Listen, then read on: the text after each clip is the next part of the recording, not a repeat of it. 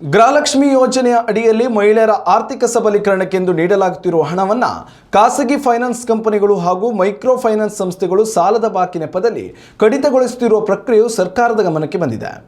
ಈ ಹಿನ್ನೆಲೆಯಲ್ಲಿ ಇಂತಹ ಫೈನಾನ್ಸ್ ಕಂಪನಿಗಳ ಮೇಲೆ ನಿಗಾ ಇರಿಸುವಂತೆ ಸರ್ಕಾರದ ಮುಖ್ಯ ಕಾರ್ಯದರ್ಶಿ ಶಾಲಿನಿ ರಜನೀಶ್ರಿಗೆ ಸಿಎಂ ಸಿದ್ದರಾಮಯ್ಯ ಖಡಕ್ ಸೂಚನೆ ನೀಡಿದ್ದಾರೆ.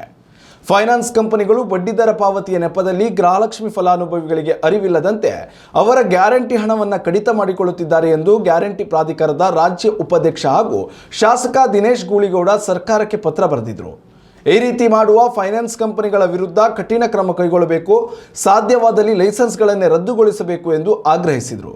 ಈ ವಿಚಾರವನ್ನು ಅತ್ಯಂತ ಗಂಭೀರವಾಗಿ ಪರಿಗಣಿಸಿರುವ ಸಿಎಂ ಸಿದ್ದರಾಮಯ್ಯ ಈ ಕುರಿತು ಗಂಭೀರ ತನಿಖೆ ನಡೆಸಿ ಎಲ್ಲ ಫೈನಾನ್ಸ್ ಹಾಗೂ ಮೈಕ್ರೋ ಫೈನಾನ್ಸ್ ಸಂಸ್ಥೆಗಳ ವಿರುದ್ಧ ಕ್ರಮ ಕೈಗೊಳ್ಳಲು ಜಿಲ್ಲಾ ಪಂಚಾಯತ್ ಸಿಇಒಗಳಿಗೆ ಸೂಚನೆ ನೀಡುವಂತೆ ಆದೇಶಿಸಿ ಸರ್ಕಾರದ ಮುಖ್ಯ ಕಾರ್ಯದರ್ಶಿಗೆ ಪತ್ರ ಬರೆದಿದ್ದಾರೆ.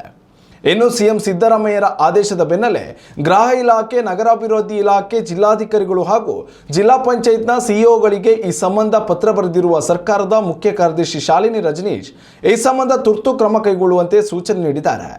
ಗೃಹಲಕ್ಷ್ಮಿ ಹಣವನ್ನು ಪೀಕುತ್ತಿರುವ ಫೈನಾನ್ಸ್ ಹಾಗೂ ಮೈಕ್ರೋ ಫೈನಾನ್ಸ್ ಸಂಸ್ಥೆಗಳ ಮೇಲೆ ಕ್ರಮ ಕೈಗೊಳ್ಳಲು ಸರ್ಕಾರ ಹೊಸ ನಿಯಮಾವಳಿಗಳನ್ನು ಜಾರಿಗೆ ತರುವ ಸಾಧ್ಯತೆ ಇದೆ. ಸರ್ಕಾರ ನೀಡುವ ಗೃಹಲಕ್ಷ್ಮಿ ಹಣ ಫೈನಾನ್ಸ್ ಬಡ್ಡಿಗೆ ಕಡಿತಗೊಂಡಲ್ಲಿ ಮಹಿಳೆಯರನ್ನು ಆರ್ಥಿಕ ಸ್ವಾವಲಂಬಿಗಳನ್ನಾಗಿ ಮಾಡಬೇಕೆನ್ನುವ ಸರ್ಕಾರದ ಉದ್ದೇಶ ಫಲಿಸಲು ಸಾಧ್ಯವಿಲ್ಲ. ಹೀಗಾಗಿ ಗೃಹಲಕ್ಷ್ಮಿ ಹಣಕ್ಕೆ ಕನ್ನ ಹಾಕುವ ಫೈನಾನ್ಸ್ ಕಂಪನಿಗಳ ವಿರುದ್ಧ ಕಣ್ಣಿಡಲು ಜಿಲ್ಲಾ ಪಂಚಾಯತ್ ಮಟ್ಟದಲ್ಲಿ ಸಮಿತಿ ಕೂಡ ರಚನೆಯಾಗುವ ಸಾಧ್ಯತೆ ಇದೆ. ಅಲ್ಲದೆ ಈ ರೀತಿ ಮಾಡುವ ಫೈನಾನ್ಸ್ ಸಂಸ್ಥೆಗಳ ಲೈಸೆನ್ಸ್ ರದ್ದು ಮಾಡುವ ಬಗ್ಗೆಯೂ ಸರ್ಕಾರ ಗಂಭೀರ ಚಿಂತನೆ ನಡೆಸಿದೆ ಎನ್ನಲಾಗಿದೆ. ಉತ್ತಮ ಸಂಸ್ಕಾರಯುತ ಶಿಕ್ಷಣದೊಂದಿಗೆ VSS English medium CBSE school Udupi Muddur. ನರ್ಸರಿಯಿಂದ 10ನೇ ತರಗತಿವರೆಗೆ ಶಿಕ್ಷಣದ ಜೊತೆಗೆ 5ರಿಂದ 10ನೇ ತರಗತಿವರೆಗಿನ ವಿದ್ಯಾರ್ಥಿನಿಯರಿಗೆ ಉತ್ತಮ ಹಾಸ್ಟೆಲ್ ಸೌಲಭ್ಯವೂ ಇದೆ. ನಿಮ್ಮ ಮಕ್ಕಳ ಪ್ರವೇಶಾತಿಗಾಗಿ ಈ ಸಂಖ್ಯೆಗೆ ಕರೆ ಮಾಡಿ.